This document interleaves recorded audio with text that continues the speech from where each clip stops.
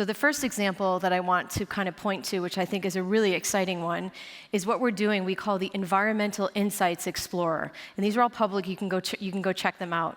Basically what this is, back in 2018, we were trying to figure out how can we help cities and municipalities figure out how to reduce their carbon footprint by looking at things like building emissions, transportation emissions, and air quality. And I'm happy to say that with this initiative, we are now, we just actually announced it this week, we're now at 13,000 cities worldwide that have access to this, and it's free for these cities to use, so it's pretty exciting. And the technology underneath all of this, of course, is going to be Google Maps capabilities. It's going to be our geospatial capabilities. There's a lot of really interesting things behind the scenes that make this work. Another example of the things that we've done for the greater good is looking at what we're doing around flood forecasting.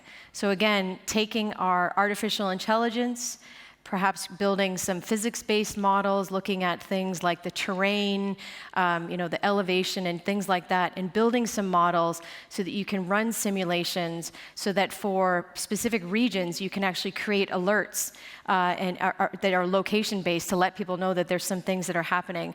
In this particular case, we have worked with the governments in India and Bangladesh to kind of help enable these things.